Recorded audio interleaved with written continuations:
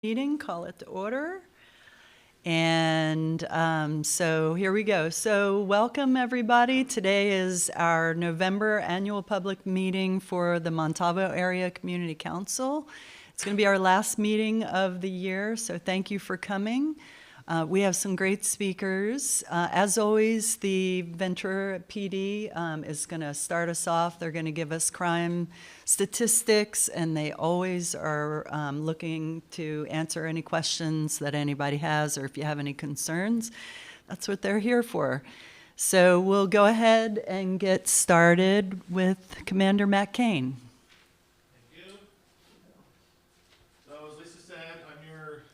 We haven't met before. I've been coming to these for several years now, but I'm your district commander for District 6. Years ago, the chief appointed commanders east of the district, so you guys have access to us. And I will briefly go over the crime from the last month or so, but if there's ever any questions that I can't answer about a specific incident that happened, I'm always available via phone call, email, or whatever.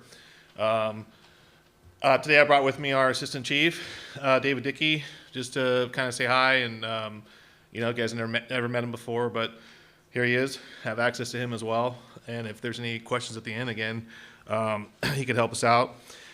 I passed around a map with the crime data from October 15th to November 11th.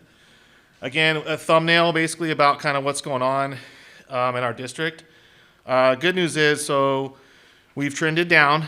So 9/17 to 10/14, we were at 141 total incidents, and we're at 106 for this last period.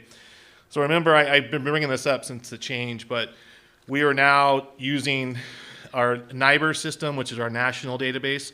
So not only crimes reported, but arrests get reported as well.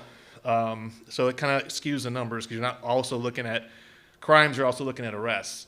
And then also if you have one incident that leads to several other incidents, before it'd be one report number and that's how it gets reported, and now it's multiple. So realize that if you look at some old data, you're like, why is it like quadrupled? It's because of the NIBR's system. So kind of what pops out, which of interest is the arson. So right at the top we had two. We'll get into those a teeny bit. So the first one was on Victoria. Suspect was arrested for lighting a cement trash can on fire. And then at the Island View apartments, or Island View, apartments on Promontory, the suspect, couple suspects lit a couch on fire, and they weren't caught. So those are your two arsons. They kind of stand out. We go down to assaults, and I've talked about this before. Now everything is reported. So your misdemeanor batteries, all the way up to your felony assaults. What also gets thrown in there are your domestic violences, and those are what actually drives the number up. And I didn't see anything. We looked for trends. I didn't see any trends in any of those, but we were at 13, which was really the only thing that went up from last month. So we go down to our burglaries. So what I like to look for in those is, remember, you enter any sort of structure that's commercial, it's going to get classified like that. But so I look for the residential ones, and there was two reported, but both of them were nobody was seen, and it was potentially a door left open or a window or screen, and they thought maybe someone was inside. So we didn't have any active, like what we call like in progress burglaries, which is good. We'll go down to narcotics. So 25 is going to be, those are all arrests. Okay, so, and that trends from 25 to 30, and then we're back to 25 for this period. Again, our patrol task force that goes out and makes a lot of contacts, and then also deals with vagrancy in the city. A lot of these arrests deal with some of the quality of life issues that we deal with. So, like I said, those are all categorized under NIBRs, and those are all popping up, and those what kind of skew our numbers as well, which drives it up. And then if you look on the map, those are kind of all over the place. Again, we kind of look for trends, and we don't have any there. We go down to motor vehicle thefts, 1, which is good. As far as no trends there either. That was off of Ventura Boulevard, and it was a gray 2021 Outlander Max. It looks like an ATV. So it wasn't a car, actually. It was an all-terrain vehicle. Again, if you go back from 8/20 to 9/16, we had 8. So robberies, we're reporting 1 for this time period, and I looked into that, and it was a shoplift that kind of went into something, more than a shoplift. So the as loss prevention was trying to apprehend them. They used force against them, so it turned into a robbery. So no injuries, and again, that trended down from last time. We did have some gas thefts. We had one at Partridge and Thill, and we had one on Telephone. And if you look at the map in that auto district down there, that portion of our, like Callens, and that portion of where we have most of our dealerships down there, we have been trending some crimes in that area, and those are thefts, break-ins, a lot of open, people leaving cars open, a lot of dealerships also that have cars for service that are getting tampered with. So that's essentially all those dots down there are down by the auto dealerships is where you see all that. We had trended over the last few times, no catalytic converter thefts, and this time around I found 2 or 3, which isn't great. So those are kind of back on the rise again. We had one at Romelli Iguana. Again, sometimes those come in as misdemeanor, but by the time you fix your car and everything like that, it really drives up the price of the fix. And then we had one at Ralston and Cypress, the catalytic converter. And that's it. So we had 2. So some notes that I've already spoken about, but I'll reiterate. We did have a lot of the narcotics arrests, all the quality of life stuff. We didn't really have any trends, which is good. And then you can see the hot spots around the auto district. With that, I will make another announcement. If you didn't hear, our chief of police, Darren Schindler, is retiring December 28th. So we won't meet again until then. So it's out. He's retiring. The city will do a active recruitment for his spot. We do have some good internal candidates as well, but just like in the past, we'll open it up for recruitment. There's certain qualifications, obviously, but we'll see who applies. Questions for me? Yes. With Prop 36 having passed in the election, how do you envision that just affecting local policing? So it'll kind of the Prop 36 passing. So you're going to see that more on. We're already doing the enforcement behind that, but you're going to see more of the sentencing into play. So what's written in there is getting them help when they're in custody. So getting doing some more diversion as far as getting people that are hooked on drugs to get some help, and that'll keep them in longer. Maybe get them out when they're sober and they aren't using again, or if they keep offending, then they're going to get more jail time. Is how it's going to affect us. We are still making different than other agencies. We still make those misdemeanor arrests, a lot of them, whereas other agencies with the different props weren't making as much of those arrests. So for us, I see it more on the prosecution side, and actually the jail's holding them longer. I have a question. Yes. So you can see really easily from the map, if we look at Victoria, on the east side is the Ralph Shopping Center, and there's no activity. And on the west side is the Walmart Shopping Center and Trader Joe's, and there's lots of activity. So can I assume it's because there is a private security guard at the Ralph Center, and there's not a private security guard on the Walmart side? I saw that. It didn't trend like that last month. I made those same comparisons, and you can maybe as far as having someone in there, and then also just crimes of opportunity. I see a lot of in there. I see a lot of what come across as vehicle burglaries, but then when you dig into it, it's a theft, meaning the car was left open. Yes and no. It's hard to say. If someone sees a security guard and it happens to detour, then it'd be a yes. And the other stuff is maybe the security guard's not around and there's a crime of opportunity. I did see that too, but I didn't note anything that was really like as far as a trend. I just ask because is that something that we as citizens could put pressure on the property owner and say, hey, our quality of life would really improve around here if you had a security guard? Anytime you can have more visibility as far as a uniform, statistically you're gonna have less issues. Yeah. Okay, and then the other question I wanted to ask about was the narcotics. Are those always people out and about? Are any of those purple narcotics in a person's home? So every now and then you're gonna have. What's also categorized in there is DUIs. So in a car, so someone gets pulled over. So there's a few of those, and then majority of them are out in the public. Every now and then you get inside someone's house and make a narcotics arrest, but most of these are in public. Right. And so we're still under the law that says if they have it on them, you're not taking them to jail. It depends. It has to be enough. Yeah, it depends on the quantity, and there's other circumstances, but typically it's a cite and release, Yes. but not always. Okay. Cool. Thank you. Uh-huh. Does that depend on the substance? More so yes, and more so also the amount and the intention for the possession.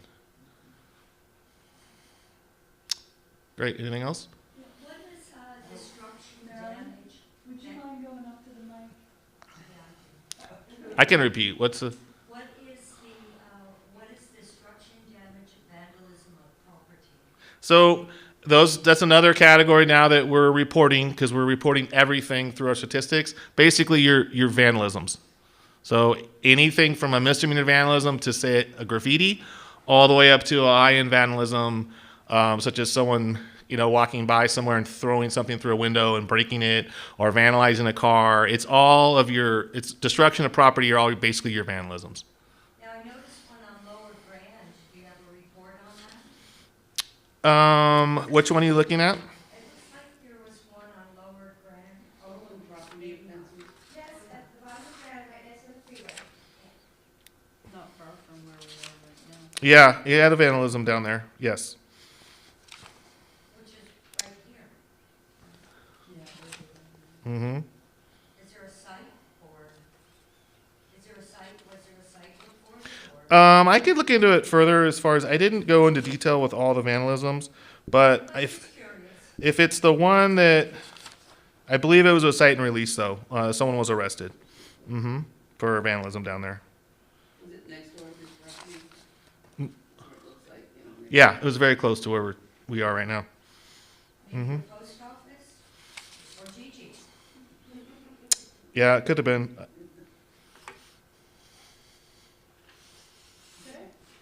Any further questions? All right. Chief, anything you want to add? I would just encourage you folks that we have a really robust website. If you would step up, that would be great. You can do it right here. If I could encourage everybody in attendance, so we have a really robust website. We put a lot of time, energy, and effort into making it meaningful for the community. A couple of things that we really value are the partnerships we have with all the community councils. Obviously, this one extremely important to us, but we also are really open and transparent. So one of the things we have, we just launched it last week, is a community crime map. It actually updates.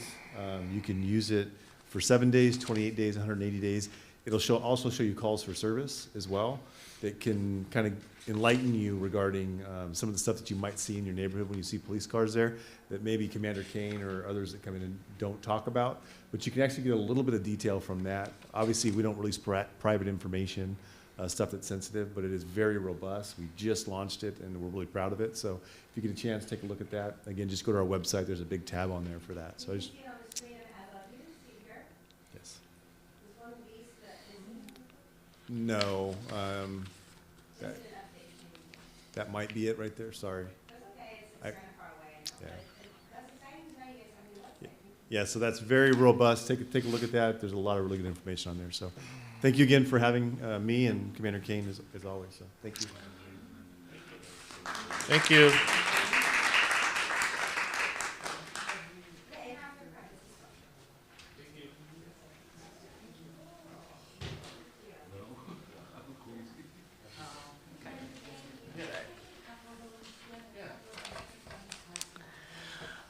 Okay, and thank you again, Commander Kane and Assistant Chief Dickey, for joining us, as always. And so we do have this extra microphone over here, so if you have a question, if you don't mind, just go in and talk in the mic, and then you'll be on the video for everyone who can't make it tonight.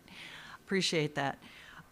So our next speaker is going to be Susan Birch from Ventura Water Conservation.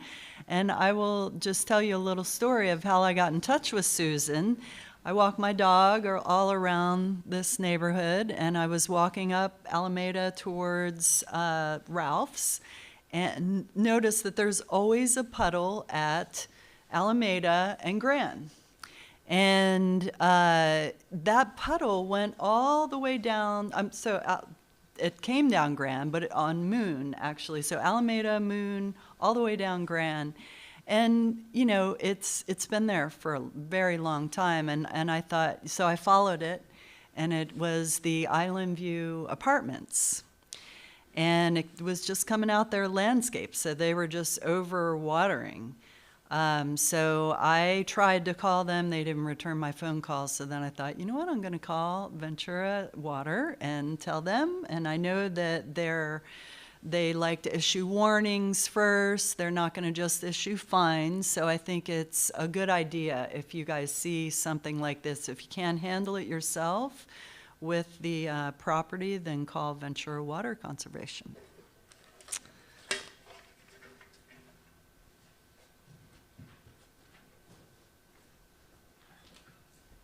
So just following up on what Lisa said, we have on our website, which is venturawater.net, you can get there by going to the City of Ventura website, a water waste report, a form you can fill out online. If you have some photos, that's always great, because sometimes it's people watering when you're walking your dog at 6 a.m. and we're not going to see it when we come into work. So you can utilize that resource on our website, and you can also call us anytime. Yeah, that is an ongoing issue at Alameda.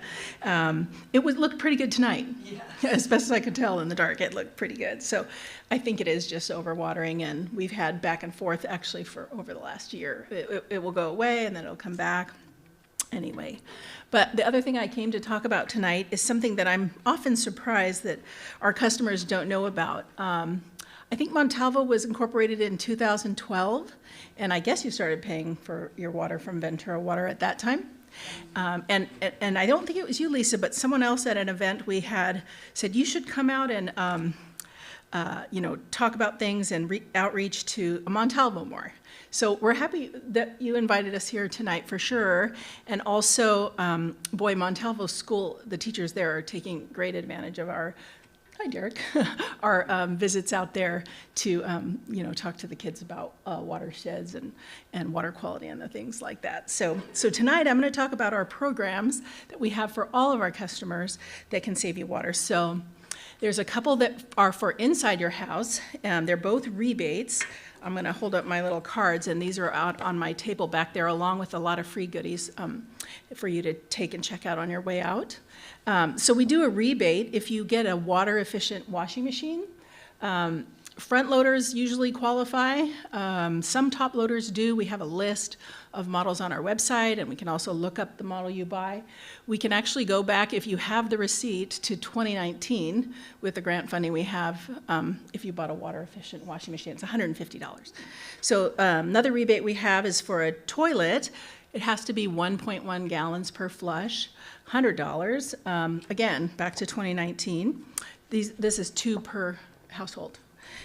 Inside also, so the water that most people let go down the drain when they turn on the shower and it's cold in the morning, this device will eliminate that water waste. So it's a pump, it's free, it's about a $250 item. It doesn't include installation, but I hear a handyman can do it. You don't really have to hire a plumber.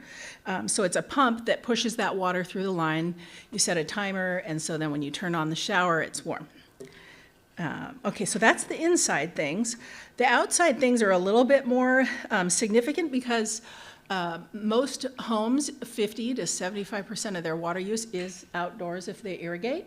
So we're anxious to help you save water out there. The one that has the biggest potential savings is this one. It's a turf removal program. So if you water grass, it's a thirsty plant, it's not native, it's potentially a real waste of water. So if you're willing to change out your grass for low water use plants and even other materials, we'll rebate you per square foot. It's $2.50 per square foot, up to 1,600 square feet, up to $4,000 for residences, $8,000 for businesses. So even if you own a business or at your home, you can take advantage of this one. You'll want to do all the areas of grass at the same time because we limit it to one project per account holder. So that's the one that'll save you the most water and money. It does not rebate for AstroTurf, artificial turf, or permeable materials like concrete slabs. And then the other main requirement is when you take the grass out, we need you to replace it with at least 50% of the area low water use plants. So the rest of the area can be more low water use plants, can be fruit trees, can be permeable materials like rocks or decomposed granite or mulch. Anyway, that's a good one. The other irrigation ones are, they're all retrofits, meaning whatever you have existing that's working, we'll upgrade it for the latest and greatest. We'll replace your pop-up nozzles with new water-efficient ones. We'll convert pop-up nozzles to drip irrigation. And then the last one is a smart controller. So for your irrigation system, the timer, the thing you set for your irrigation scheduling, this one is a smart controller because you don't actually use the little box in your garage or whatever anymore. You use an app on your phone. So the way that saves water is you're more likely to change the scheduling, the days of the week, the duration if it's in your hand. Seasonally, you want to do that a couple times a year. The other part is you can set it to be connected to weather data so that if there's a rain event or a high wind event, it'll delay the watering. So that's, again, these are all free.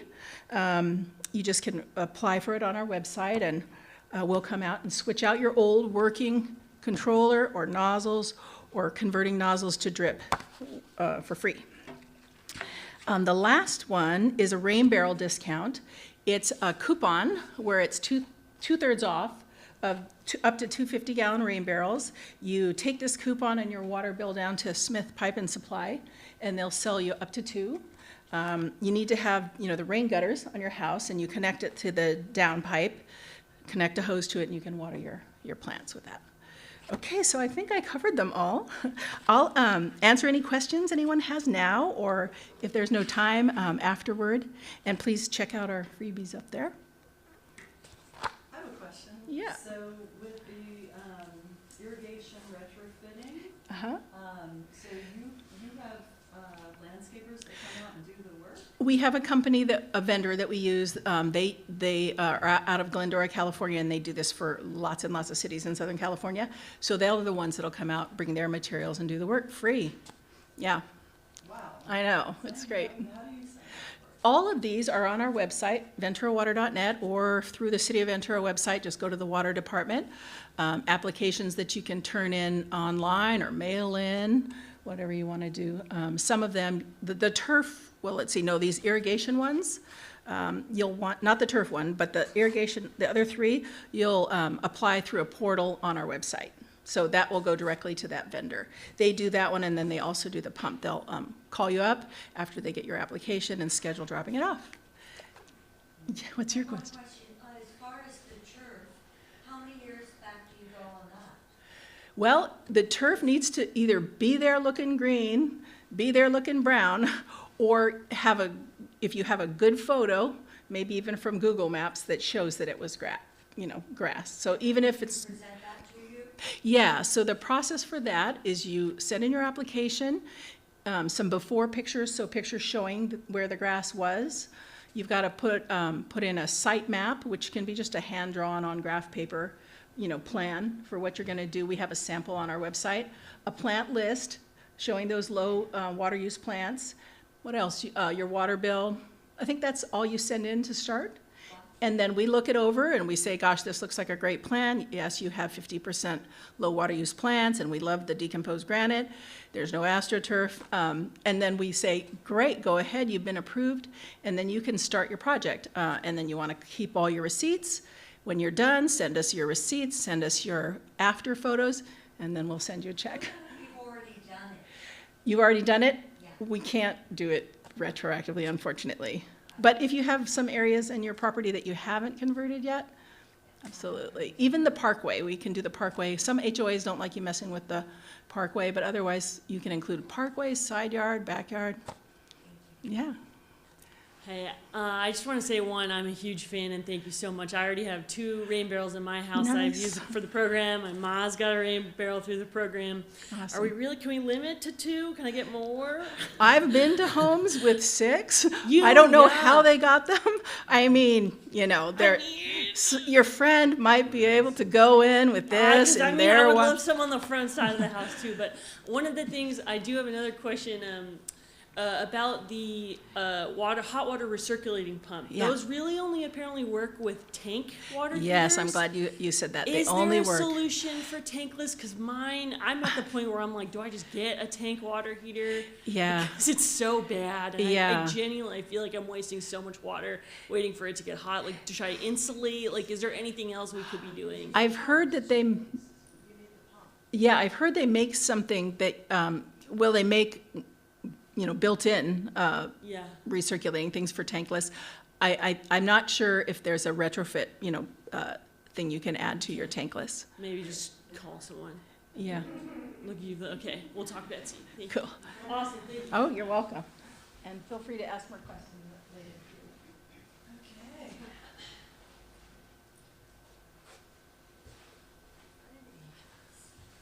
Thank you so much for being here, Susan. That's great. I've taken advantage of the rain barrels myself and the hot water recirculation pump. Okay, so our next speaker is Brianne Dunn from the Santa Paula Branch Line Rails and Trails Project, which is moving along. And it's really going to be great for our community because it starts right here in Montalvo and goes all the way out to Saticoy. Brianne?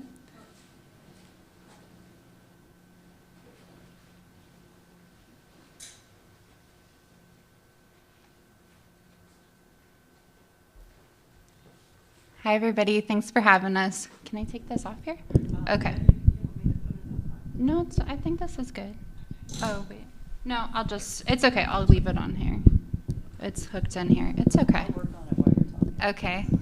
Thanks for having us. My name is Brianne Dunn. I'm here with Eric Berg. We're from Pacific Coast Land Design, and we are consultants with the City of Ventura. Derek Towers is also here with us, who's working on the project.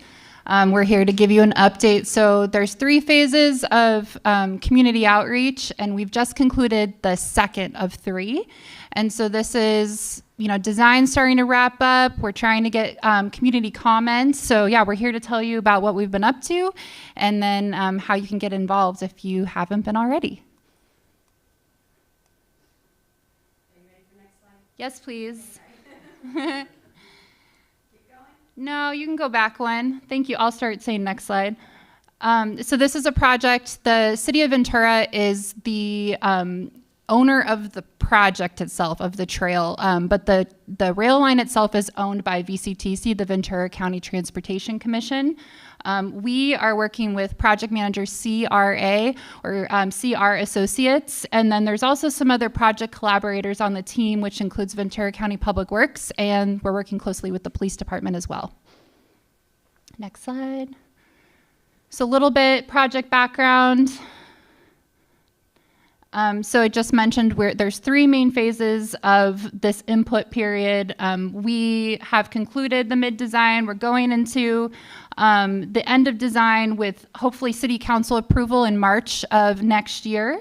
And then this project is set to open by the end of 2026, which sounds like it's a long time, but for a 4-mile trail, this is very fast.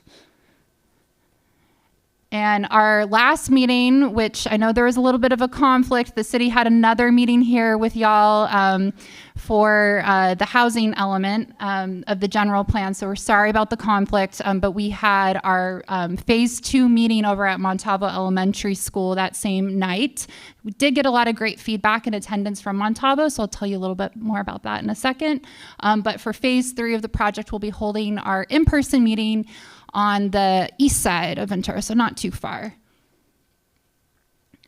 So the elements that go into this project as part of the funding application of Caltrans ATP 6 include the 4 miles of trail, new traffic signals, solar lights, bike and pedestrian bridges, shade trees, trash cans, benches, trail kiosks, so areas where you can get under shade and learn more about the trail connections, bike repair stations, exercise station, which I can tell you it will be stations. We're going to have 2 on the project, and water bottle fill stations as well. And there are no required matching funds for this project, so it was funded 100% by the Caltrans ATP 6 program and none from like the city's general funds. So design. There are a lot of different components of this project and a lot of different constraints. So we've been looking at it as 4 parts, really as this holistic solution to get to a great project for all to use. That includes design strategies. So that's where we come in as designers, working with police for both the trail safety elements and enforcement, and then also policy, what's local city policy, and combining all of those for, a successful, safe, and enjoyable trail. Eric's gonna chat a little bit more about where we're at with design. So if anyone's been able to attend any of our meetings, these might look familiar. I'm just gonna move this back so I don't have to bend over it. You can go to the next slide. These are just some before and after renderings, and we have a lot of this on the project website too. So if I go too fast through this, this is where the western trailhead will be at the Montalvo Metrolink station. That street you see kind of teeing in there, that is Bunting, and then you see Nightingale along the street. So the actual Metrolink station is about a block behind us in this photo. If you go ahead and go to the next slide, you can see what's going to happen here. So the idea is that there's a large block wall that's there now. That wall will come down to allow for access at this trailhead with really kind of an icon gateway that memorializes the start, what will be the start of the hopefully one day, much larger Santa Paula Branch Line Trail. But it is both the start of the city's project and the start of this eventually longer trail network. Little things at that trailhead are some benches, bike repair station, interpretive signage, emergency call box, bike racks, some trailhead amenities, and a drinking fountain as well. So go to the next slide. This is the Harmon Barranca. That's the existing, the trail you see there, that is the existing Harmon Barranca Trail. We will intersect with that trail. If you go to the next slide, you can see what proposed bridge will look like across the trail there. Go ahead and go to the next one. A little bit further down, this is the kind of complicated crossing at Bristol with the railroad now. If you go to the next slide, you can see how we propose on getting across this. This will be with what they call a hawk signal. If you're familiar with, they just put the city's first hawk, right? It's the city's first on Bristol. Just in the background of this photo is where it just went in. So this will just be down the road. It's not a fully signalized intersection, but as close as we can get in a safe. And you see it further away from the rail crossing there because of the queuing that's necessary for the rail crossing. We want to make sure that cars that need to stop for the railroad aren't blocking the people that want to also cross on the trail. Go ahead and go to the next slide. This is at North Bank. So this is the mid-block crossing at North Bank. In the background there, you can see Junipero Serra Elementary School and Junipero Serra Park. This is a common walk to school connection for residents to the south that live in the North Bank neighborhood. You can go to the next slide and see that this becomes kind of a midway trailhead. There's lots of amenities at this location. Brianne mentioned the exercise stations that are here. They'll be located here, as well as enhanced trail access over that. So that'll be a fully accessible connection, drinking fountain again, and some other trail respite facilities. This is the residential section between Pettit and Saticoy. It's actually about a mile of the section. It has residential on both sides of the trail. And so these are just some typical sections of, or renderings of what that might look like. Here, both during day, and you can see one of the big trail amenities that's included in the project, if you go to the next one, are solar trail lights. So just a rendering of what that might look like at night.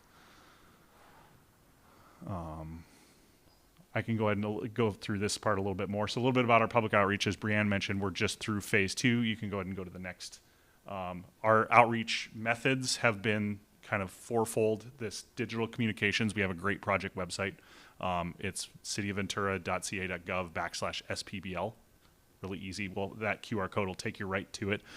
We've had several meetings. We've had 4 meetings, 2 in phase 1, 2 in phase 2, public meetings, 2 virtual, 2 in person.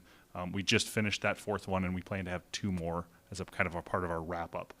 We've also been coming to the community councils, East End Community Council, Montalvo Community Council. This is our 2nd time back with you, I think, yep, to talk about the project, as well as the Saticoy Municipal Advisory Council. And then we just had our first, our public survey about the project too, which is another key critical input period. Hopefully some of you might have been able to take it. We'll talk a little bit about the results from the survey in just a minute too. So just mentioned, yep. On the website, we have all of the recordings from past presentations. So you can go there if you're curious what was happening during phase 1, phase 2. So the virtual and the in-person, we have some of the presentation materials that were at the in-person meeting. This was our first in-person public meeting back in May at the Saticoy Municipal Advisory Council. If you've been fortunate to attend some of our big meetings, we've been able to show the trail at a scale that you can't otherwise see it. We've had big 20-foot boards. It's really hard to imagine what 4.5 miles looks like, because if you show it on a screen, it's a little tiny thing like this. So at the meetings, we've been able to kind of unfurl our big 20-foot long poster and get into some of the weeds. Again, this was at this was the meeting Brianne was mentioned. This was the same night I think you had the planning talking about the housing element here. We were just up the street at the elementary school giving a presentation as well. It was well attended, even though there's a conflict, so we had a lot of good feedback that night as well. And then just after that meeting is when we released the design survey. It was out for about 3 or 4 weeks in September to October and closed. It allowed us to get some critical input on things we want to see in the trail, certain amenities that are now informing our design as we move forward. We had 189 total respondents. Some of those were attendees at that meeting. We count those as survey responses because they answered the same questions. And then 162 that participated online. Go to the next slide. So one of our questions was, what kind of exercise equipment? We know we have room for 2 pieces of exercise equipment. One of them has to be an accessible piece of equipment. So that's the piece on the left. But we asked the community, given these other options, static combo, plyometric steps, the more upper body lat vertical press or leg press, kind of different combinations of exercises, what they would prefer. If you go to the next slide, you can see overwhelmingly people preferred the static combo. So that's what we're going to move forward with that. Another one of our questions was, so yeah, that's the result of the survey. Another one of our questions had to do with that kind of icon monument that'll be at the Metrolink station. The Santa Paula branch line being a rail corridor has this kind of rail identity. It's also, this isn't the first stretch of the Santa Paula branch line that's been built. There are portions that are already constructed in Santa Paula and in Fillmore, and they kind of already take on this rail kind of agrarian, so there's a lot of stone, wood, that sort of materials. So we kind of came up with a few options or ideas that could kind of play on that. We had this kind of stone pillar, steel vertical, the overhead, and the little concrete. The stone and wood overhead was the preferable. You can go to the next slide, preferred one. Which one is that? That's the third one there. I think if you go to down one more, you'll see a larger picture of it. That's actually a trailhead in Simi Valley that we hope to kind of replicate, but have its own little spin on it. Really kind of you are here moment for the trail. We asked people, we had 2 very close but slightly different bridge designs, an arched and a flat bridge. We asked people which one they preferred. Not surprisingly, people preferred the arched bridge. We also asked, knowing that we're going to have these kind of what would otherwise be basic amenities, trash cans, bike racks, benches, those sorts of things along the trail, if there's a way to kind of tie those together with a theme. And so we had these kind of different themes. Not surprisingly, people really preferred the railroad. We're still dialing in what exactly those things will look like, but combinations of wood and steel in various the first one, yep. That was what people preferred there. And then we also are going to have interpretive signage along the trail as well. So we asked people what kind of subject material. might you want to see on the interpretive signage. There's going to be trail maps, those sorts of things, but there's also opportunities for people to learn about where they're at along the trail too. So those were the topics, and this one was much more mixed in its results. We had about 25% preferring the topics were history of the Santa Paula branch line, history of local agriculture, the area natural habitat and ecology, Ventura active transportation and the city's trail network, and then cultural land use of the land, neighborhood histories or indigenous peoples' histories being a part of that subject. So in that result, we saw that people largely preferred the area natural habitat. Is that the orange? My color blindness. And then you might have to read those.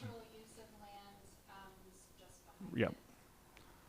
But all very close. So we're still working out what this is going to be. And it could be a hybrid of those two things. Those two things aren't necessarily that separate either. They blend well together. Yep. Thanks, Eric. So we did ask this question, what city council district do people live in, so we could make sure there was representation across the areas, especially the folks that live right along the trail. So next slide. So you can see we definitely had the most folks from the east side, District 5, District 6, we still got good representation, over 20 votes from your area. That's maybe just about as many people that are in this room, so we still want to hear from you. One of the things that we really focused on the first phase of outreach was going to Saticoy, who is our benefit population, and had really great feedback during that meeting from the Saticoy population. However, we only had one person from the Saticoy area who identified as being part of the Saticoy area fill out our survey or come to the in-person meeting. So I say that in this last phase of design, if you have neighbors or friends or work with community groups that are in Saticoy, we're trying to amplify that continued engagement. So we have a few more upcoming meetings. Our last area council meeting, so we're visiting every council twice. So this is our second coming to Montalvo Area Community Council we're sharing about where we've been and where we're going. We don't have dates for the public meetings yet. Hopefully here in the next month or so, I'll have more information to share on that. And then I'd hope Carba, maybe I could share those dates with you. And then when is your next, are you guys dark in December or? Okay, till February. Okay, so maybe we can just send you a special flyer or something for everybody to get to that. But that does make a good point that if you're not already on our project notification list, I brought a sign-up sheet, or you can go to the project website and put your information in there, and then you'll definitely get a flyer once we have those dates set. So those two public meetings will happen end of January, beginning of February, and what we've been doing is we've been having the virtual meeting first just to kind of get the word out, and then hopefully more people come to the in-person meeting. So you will have options if you can't make it to one or the other. And then after those meetings have concluded, we're putting those on the website. And then with our conclusion, hoping to get approval at City Council in March. So this is a screenshot of our new ATP story map, which is here on the right. So if you went to the project website back in, March, April, when I was here the first time, that was not the website. It's super cool. Definitely check it out if you're interested in the project. We have 2 different videos that we've put together, one about the trail history, another one about the design that we just went over.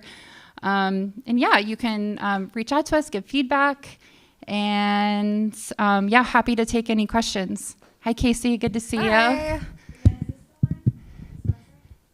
That's not the website. This is the VCTC, the trail owners website about the overall trail. So you would go to cityofventura.ca.gov/SPBL. I think if you search it too, it'll should come back right up. I think it's the second listing. That one's the first. Yeah.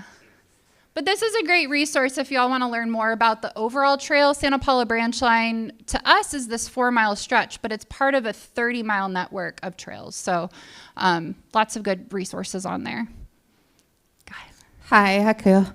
My name is Casey Rodriguez. I, as a Ventura Art and Culture Commissioner and the one who oversaw the Ventura River Trail, I'm wondering, are there any projects with public art that's going to be asked our Art and Culture Commission to be participating in, to be reining in? And I was just wondering about that connection. Yeah, that's a great question. Unfortunately, public art at this point is not a part of the project. However, the design team has been working with the city to identify opportunities. So, in the future, the city could come in and put in some pieces, but at this time, it's not planned as part of it. Do you have anything to add to that, Eric? No, I think where we're looking. Do you want to? I think where we're looking for opportunities is in the signage piece, because there's a significant artistic potential in the signage, and that's the piece that we're still working on. Whether that'll be a true public art campaign or not is unknown at this moment. And when Eric says the signage, that was what he was calling the interpretive signage or the educational signage, where ecology and the cultural history of place were the top votes. Hi. Earlier in the presentation, you showed like Nightingale, and I think it's a Bunning, where they get tea. I saw that there's some residents right there. Are they involved in this, or have they been reached out to and are cool with the proposal? I'm gonna let Derek answer that because he's been doing more direct resident outreach. Sure. So we have sent letters to all the residents. I think we did a 500-foot buffer in our first portion. They're live streaming, so I think you have to talk into them. So this next portion, we're moving into a more individual outreach to specifically property owners in the Montalvo area. First letter is to owners and management companies on Nightingale, and then our next phase, we're actually just going to go door to door to talk to tenants. So. Yes. Yep, those houses and the apartment complexes just to the west of there as well. So the whole brick wall's coming down? Not the whole No. brick wall, just a portion. Just of the it opening, yeah. to allow for that to happen. People just hide over there. Any other questions? Fantastic. I just have a comment. I got to attend a meeting. It's worth your time. You get to put stickers, and they really take into account your thoughts and areas that you have concerns or that you think that they maybe should be aware of, because you know the area better than they do, anybody who lives nearby. And also the website is very cool. There's like flyover videos where you get to ride the whole trail. It's worth your time. Check it out. Thank you so much. Yeah, thank you.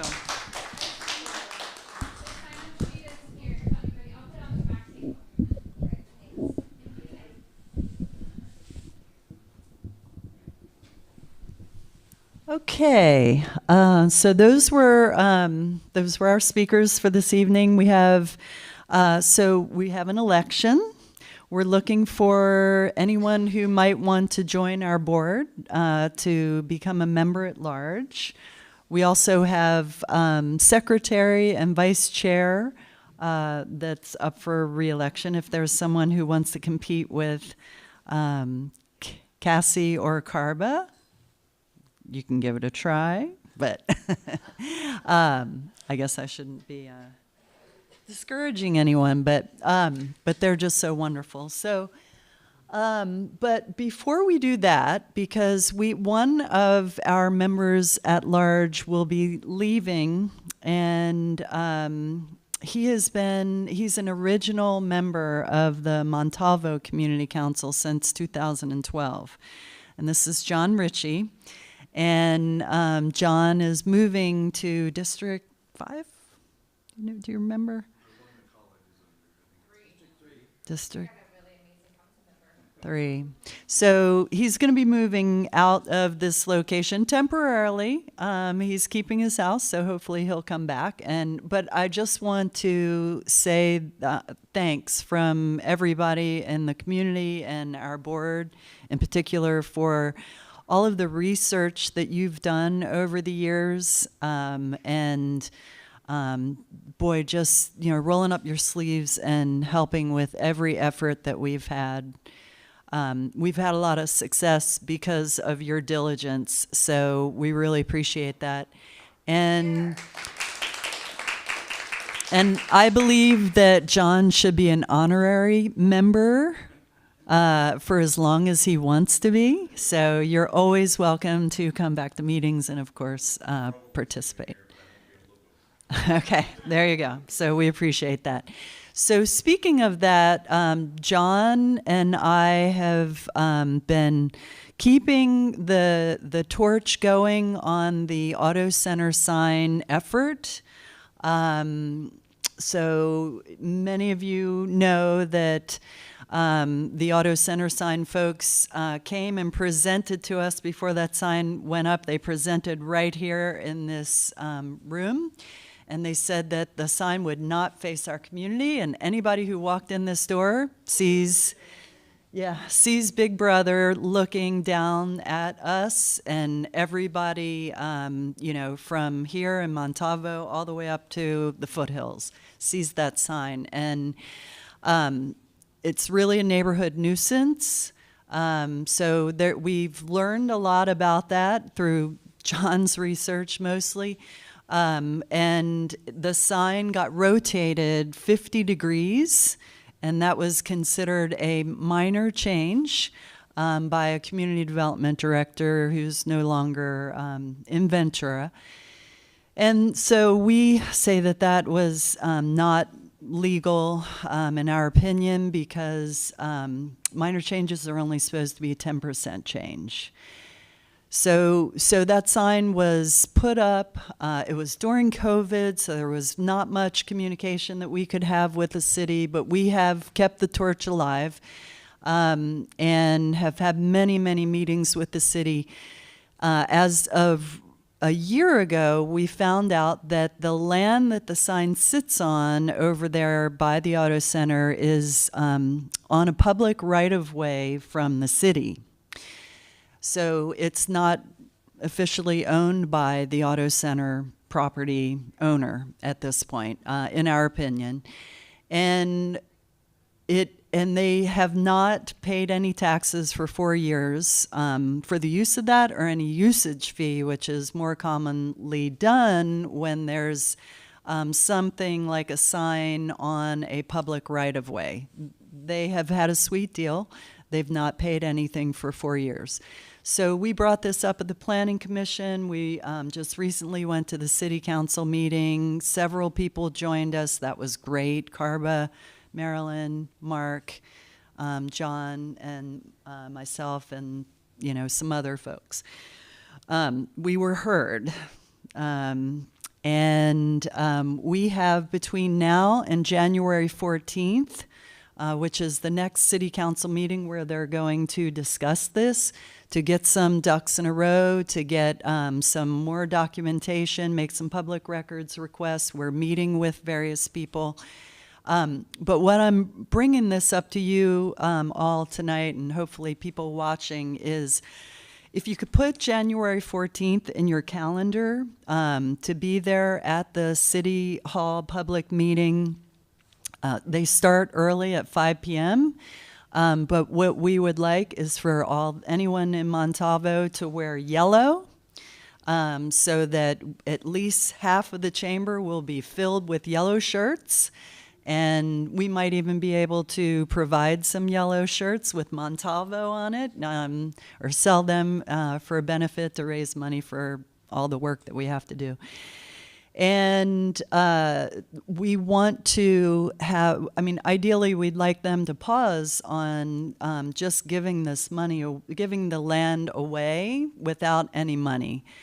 If we got some money, if the city got some money, We could possibly get our streets paved and sidewalks added. There are so many amazing things that could be done that would help the property values that have been hurt by having that sign there.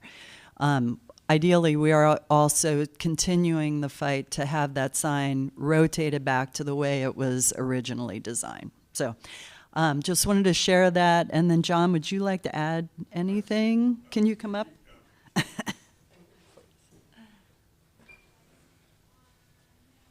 you've not gotten an opportunity to watch last week's city council meeting, I think the original 40-some minutes, there was audio and visual problems, sadly, because some of us spoke during that, so you don't get to hear any of that.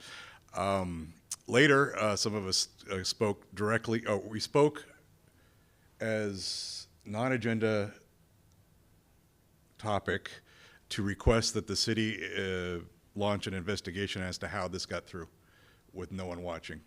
It shouldn't, in our opinion, should never have been built without the public's at least hearing about it and having a chance to object to it. We did do all of that in 2017, but they came back later in 2019 when no one was watching and behind closed doors and made decisions without consulting any of us, so including the city council. So I made a request at that time for the city to investigate itself or its own planning department. Whether we get anything or that happens, we don't know. One of the council members, Mr. Johnson, supported our request, but in his statements later in the meeting. But who knows if anything will come from that? So that's kind of a separate issue. I mean, the sign is the whole thing, but the specific issue is about the land. But we use the opportunity and the forum to hopefully garner an investigation that will, one, maybe fix something. I don't know if that will, but I'm optimistic. And two, to prevent it from happening again, because this property owner is doing a lot of development that will have projects before the city council very, very soon on Olivas Park. So we don't want to see this happen again to the community. So I wanted to let you know, because that audio does not exist of that request. But if you want some fun, definitely go back and watch item 6 where we speak. Lisa did a wonderful job, I thought. I did an okay job. But some of the public comments from the city council will blow your mind, good and bad. So you need to see who they are and what they said. I encourage you. It's on the city website. So thanks. Okay. Sorry. And I'll go. Yeah. The council meeting that Yes. week, but I thought the audio was not very good. Only for the public comment portion in the beginning. The agenda item 6, which we later spoke at, I'm told is good. Yes? Okay. Yeah. I haven't watched it personally, but I have good authority from Mr. Abbey. Yeah, and if you would like to do some additional watching, you can go to our, we call it VAXNIC website, so that's Ventura Auto Center Sign Neighborhood Improvement Project, Neighborhood Committee. There are meetings, and I guess, where would that be? The videos from there. One of those buttons. Oh, yeah, scroll a little further. Okay. Go there, you'll see the videos. So we have videos of all the original city council meetings where they promised that the sign would not face us, okay? So lots of information there. If you would like to be a part of this, please, you can go there and sign up, and you'll be informed as we continue. We hold meetings. We had one at Topa Topa Brewery over on Colt Street. So we can, get everybody's feedback and everybody's talent to try to help make a difference by January 14th. Any questions about that impromptu subject? Okay. Thank you for listening. So the next item is going to be, we'll do the annual reports before we do the election. And so, Betsy, would you like to start with the Treasury report, please?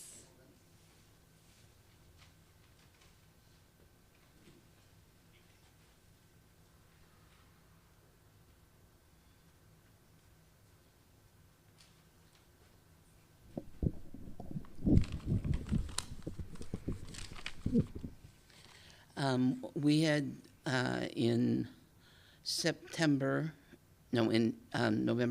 we had a balance of $515, and we completed getting a 501(c), so we can now get donations and things like that.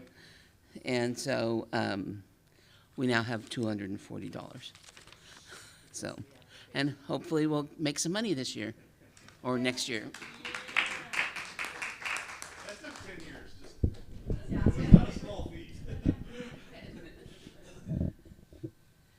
Okay, so yeah, and if anybody has any ideas of fundraising, I like the arts ideas for the trail. Let's collaborate, because now we actually can get public grants and raise some funds.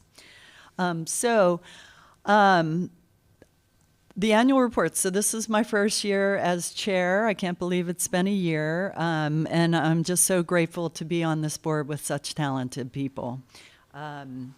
But so, as Betsy noted, we officially became a nonprofit public charity organization as a 501(c)(3).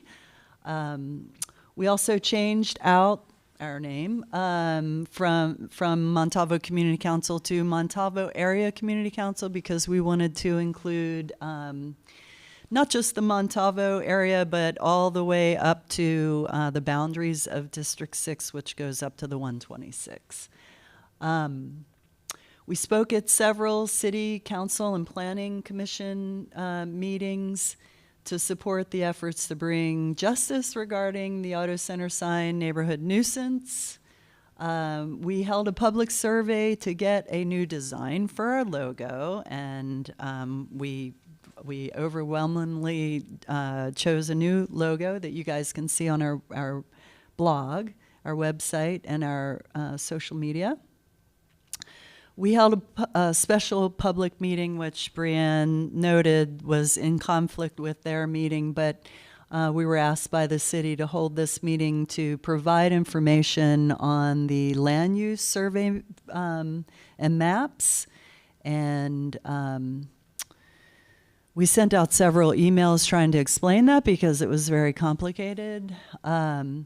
We've had success in having the Bristol Shopping Center downzone from mixed use 6 to mixed use 4. Did I get that correct?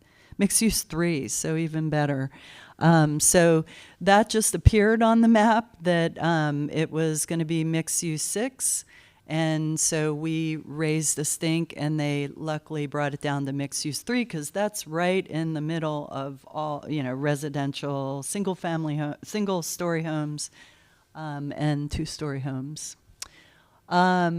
We focused on building our social media presence this year, and one of our members at large, who's not here today, and she is leaving the board, she's going to leave a big hole, because she did a great job in increasing our followers. We have 151 new followers on Instagram through her efforts. Jen Taylor, thank you. And then we also have a community on Nextdoor that is 181 members. So that's a group on Nextdoor. So if anyone's not a part of that group, please join that group as well. And we've increased our membership by 10 members since our last annual meeting. So that's some of the work that we did, and I'm sure there's additional things. So thank you, everybody, for your participation. And any questions? Was that done this year, too?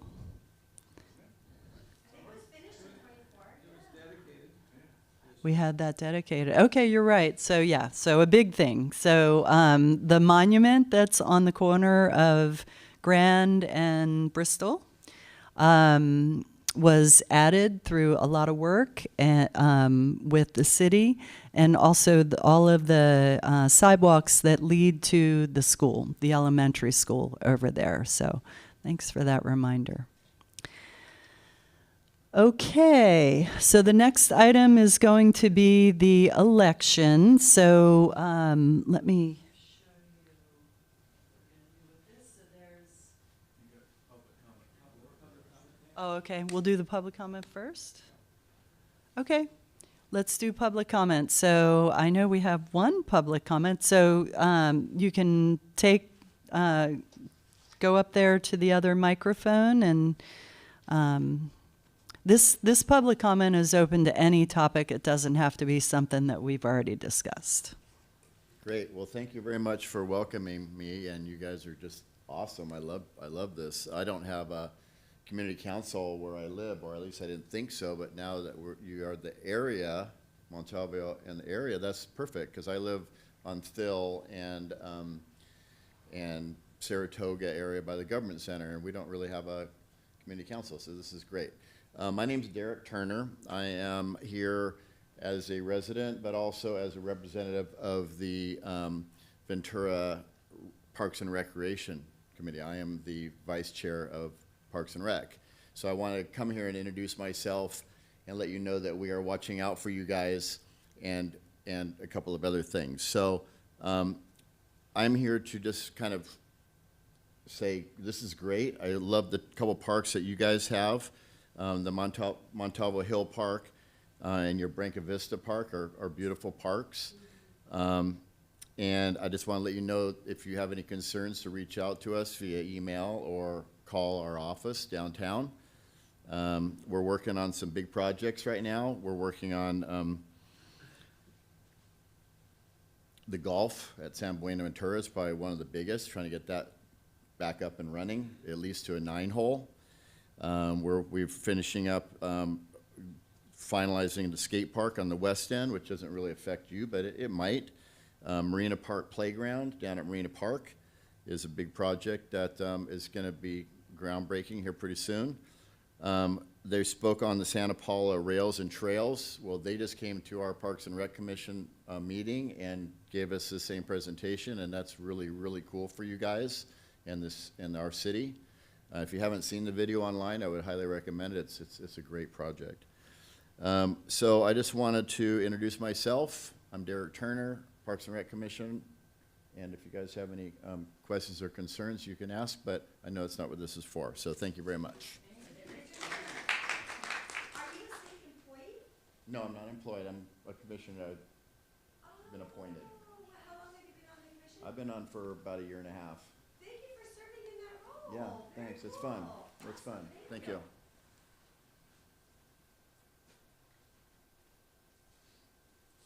Okay. Thanks for coming here tonight. You're always welcome. And that area, Saratoga, Thiel, some of it is in our district. Are you in District 6, do you know? I don't know that we actually have one. So your council, well, we don't need to know who you voted for, but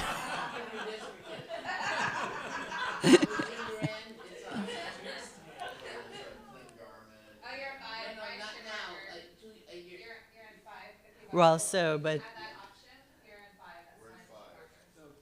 okay. Yeah, exactly. Yeah, you'll be like John, because John's going to be over there. Yeah, yeah. Yes. Doesn't this map, the police report, cover District 6? It does. Yeah. No, not complete. Oh, yeah, most of that. It does have a box over the area that we're talking about, though. So yeah, yeah, I know it's unfortunate. So. All right, so I think the last order of business tonight is voting. So we have these pieces of paper. Everybody's going to get one of these. And so the first one is in blue, and that's for vice chair. So that's going to be a yes/no for Cassie Lawhead, who's the existing vice chair. And then you always have the option to write in someone else underneath. Similarly for secretary, we have a yes/no box for Steph Carba, or you can write in below some other name. And then for member at large, because we are losing 2 of our members at large, you can write in 2 names. And is there anyone on the floor who would like to be nominated for any of these positions, in particular, especially the member-at-large position? Okay, fantastic. Okay, all right. Okay, James. James, do you live in District 6? I do, yeah. We're so glad to have you. Yeah. My wife and I moved here about a year ago. I've been here about 5 years. Okay, would you come actually, would you mind please introduce yourself, sir? Yeah. Give him a little picture so you guys.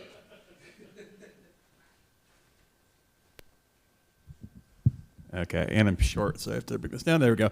I'm James Lowry. My wife and I moved to the area about a year ago. In fact, almost exactly a year ago.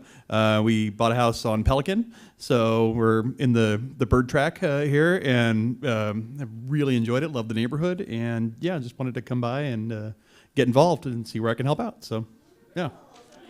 Yeah.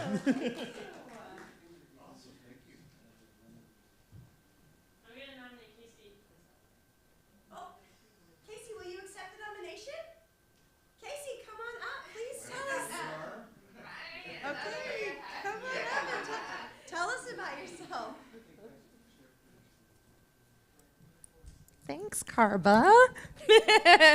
So hopefully you guys have seen me somewhere in the city before. I am very, very involved. So if you guys haven't seen me, I would be surprised. I am currently the second vice president of the Democratic Club of Ventura. I am also a state executive for the California Democratic Party for District 38. I am a Ventura Art and Culture Commissioner. I am also with blessing of our traditional Chumash elder, Julie Tamite Stinsley. I travel throughout our county, receiving land acknowledgements and opening with Chumash blessings at public events. And I really am here tonight, not for this. I am wanting to just connect with my neighbors. And I am tired of the feeling of not being representative when I'm at city council meetings. I'm tired of having this person on the dais that doesn't ever, in my opinion, give highlight to our district. I want to know my neighbors. I want to work with my neighbors. And I was also Liz Compose's campaign manager. And having that District 1 community love, I feel like if we work together, we can bring that here, and we're deserving of that love that they have in District 1 too. So anyways, that's me. You got a question? Casey, you live in District 6? Yeah. That's what I just wanted to confirm. Yes, I'm in District 6. I did not vote for him. Even though I've known him my whole life. That's a whole another issue. I've known him my whole life, but he did not get my vote.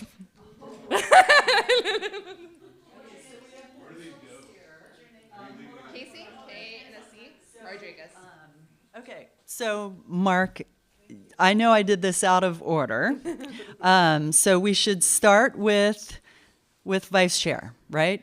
So I need, the board has already nominated Cassie Lawhead. Do we need a second? No, we just need the vote. That's board nominated, okay. Oh, Cassie has Okay. 2 minutes to speak. Yeah. I'm first in the activity here. Okay. I'm Cassie Lawhead. I've been a part of the MCC from when it was that, and now I'm still part of the MACC. And I have had a wonderful time working with this community council, and I love being a part of our local happenings. I try to put my energy into things that are going to impact the people around me and have real effects on the people around us, as opposed to getting myself stirred up about things I have no control over in the world. So I really love coming together with people who are civically minded, who are interested in what's happening in the city around us, and they want to do good things for not just themselves, but their neighbors, and to make our city a better place. So I love being a part of the MACC, and I'm so thankful that I have somebody ahead of me being the chair. But I'm happy to continue in the role of vice chair if you'll have me. Thank you very much. Thank you.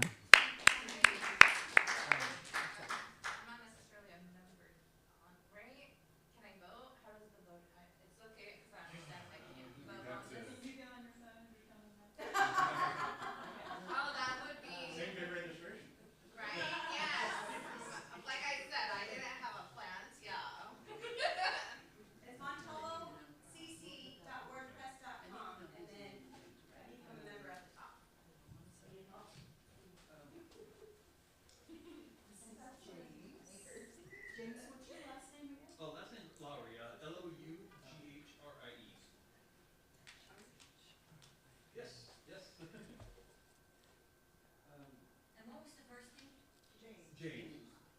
We're all having to write your names in, so that's. Yeah. Oh, there okay, you yeah. go. Okay. All right, so So right now. we're going to hold a vote. Opened up nominations for vice chair, and you should ask, is there anyone else who would like to run for that position?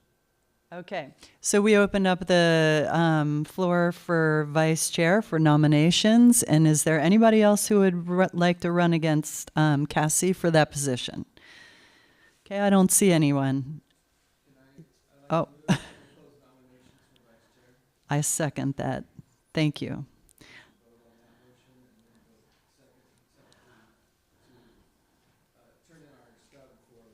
Okay, so we're going to tear these apart and turn them in individually? Okay. All right, so you close the nomination, so,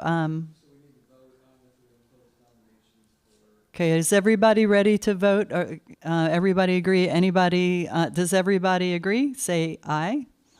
Aye. Anyone opposed, say nay.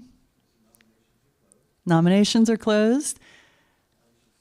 Now we are going to vote. Thank you for the help. Secret ballot, so we're going to, everybody can vote. Tear off that little section and put it on the table right here. And Steph is our secretary, so she should tabulate them. All right, tabulate.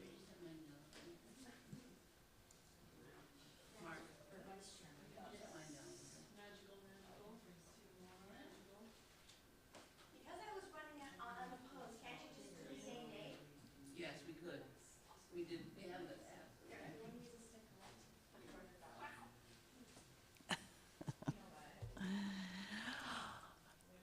Okay, so our secretary is counting the votes right now.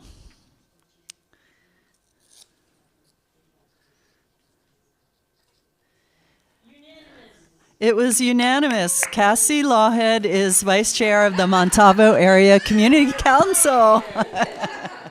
Congratulations, Cassie. All right. So the next one is for board secretary, and we have Carba, the Montalvo Community Council, Area Community Council has voted for, nominated Carba. And if there's anybody else who, okay, sorry, Carba, you have a minute or two. I'll read the Roberts Rules of Law before our next election. Hey everyone, if you don't know me, I'm Steph Carba. I go by just Carba. I have had the privilege and pleasure of living in Montalvo since 2018 and Ventura since 2016 after I was offered a job in town. Loved it. Stayed here. The whole family has since followed. My fiance moved down from the Bay Area, so we're here. And I, similar to Cassie, am absolutely loving just getting to know my neighbors and really enjoy being civically engaged. I'm on the General Plan Advisory Committee. I was a poll worker twice. I ran for city council, whatever was that, 2 years ago. So yeah, I just really love this city and love all of my neighbors, and yeah, and taking notes for the board. real passion for it. You're a good sport. All right, well, thank you, Carba. So is there anyone else who would also like to be nominated for secretary? I don't see any hands, so I'd like to vote to close this election. Okay, so that stands, and so now let's go ahead and vote. Okay, we need to vote to close the nominations. Everybody in favor, say aye. Aye. Anybody opposed? No. All right, they're closed, so let's vote for Carba. Yes. Nobody feels pressure to vote for you. I'll select them. There could be a conflict there.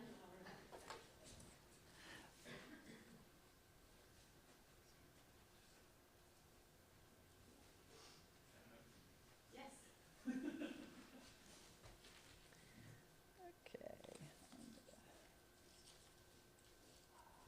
Thank you. I can confirm unanimously that we have a secretary for the next 2 years. All right. Marvel Alice. Okay. Thank you. Congratulations, Carba. Thank you. And last but not least, for member at large, the position varies. We're looking for folks. We listed the skills. You may have seen that on our public media or social media. But the obligation is that you participate in 11 board meetings. We hold them once a month on Zoom. And then we have 4 public meetings. So we have 2 folks who are interested in that, who've shown interest. Is there anyone else on the floor who's interested? Okay. Then, so since we have not officially nominated anyone, we're just going to write in who we would like, and they've already spoken. Yep, their names are Casey Rodriguez and James Lowry. Yes. Yeah. L-A-W-R-Y. L-O-U-G-H-R-I-E. I'm just initials, Casey. Just Casey. Okay. Casey. Okay.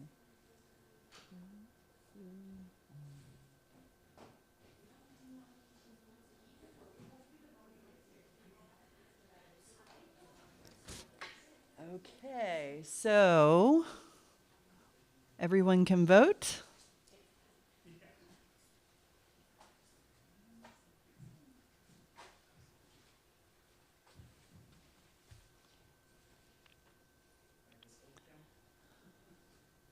Okay, thank you. Okay. All right, it's unanimous. So Casey, congratulations, new member at large, and James, thank you so much for coming tonight and for stepping up to support your community. It really means a lot to us to have the support, and we think you're going to have fun too. Okay, so do I need to get a second on that, or we're all good? Okay. All right, so officially our election is over, and as well as the community council meeting. Thank you everyone for attending. Thank you, Matt Russell, for allowing us to use your church and for running the technology, and for always being a part of our community council. And you are an honorary member, and you're always welcome to join our meetings as well. So thanks again for everybody who attended.